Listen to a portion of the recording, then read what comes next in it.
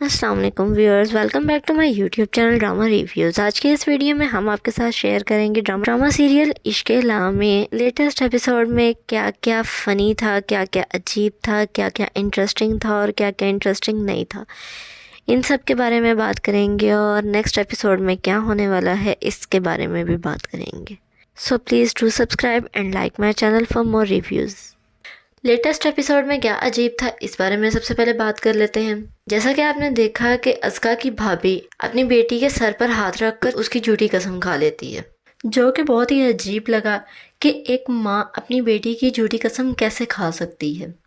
उसने सिर्फ अपने शोहर के सामने अच्छा साबित होने के लिए और अपना प्लान कामयाब करने के लिए अपनी बेटी की झूठी कसम खा ली। चूँकि उसने झूठी कसम खा ली है, अब इसको आगे जाके क्या भुगतना पड़ेगा अपनी इस झूठी कसम की वजह से, ये भी आगे चलकर मैं आपको ज़रूर बताऊंगी। अस्का का भाई अपनी बीवी की इस झूठी कसम पर यकीन कर लेता है, तो सुल्तान आबिद के घर जाकर उसकी माँ से रिश्ता मांग लेता है, जो कि फ़ौरन आकर अस्का को अंगूठी पहना देती है और सुल्तान उसको अगले दिन ही निकाह करने का कह देता है। दूसरी तरफ अजलान भी थोड़ा जज्बाती हो जाता है और कहता है कि मैं कल ही शनाया से शादी करूँगा।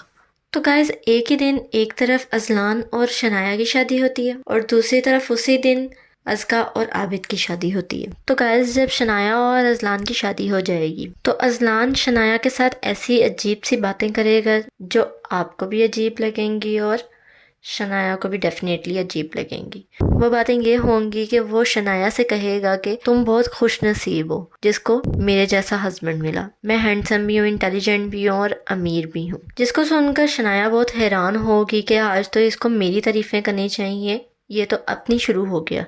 अब नेक्स्ट एपिसोड में आबिद और अस्का की शादी का क्या सीन दिखाया जाएगा। जैसा कि आपने लेटेस्ट एपिसोड में देखा कि अजलान और शनाया का निकाह हो जाता है, लेकिन अस्का और आबिद की इनकम्प्लीट शादी दिखाई गई और एपिसोड एंड हो जाता है।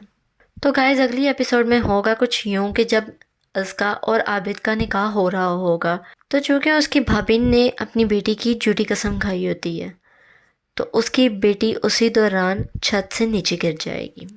उसी टाइम इनको शादी पोस्टपोन करके उस बच्ची को हॉस्पिटल ले जाना पड़ता है। जब वो फ़ौरन उस बच्ची को हॉस्पिटल लेकर जाएंगे तो डॉक्टर्स बताएंगे कि ये तो बहुत सीरियस कंडीशन में है, इसके लिए आप दुआ कीजिए।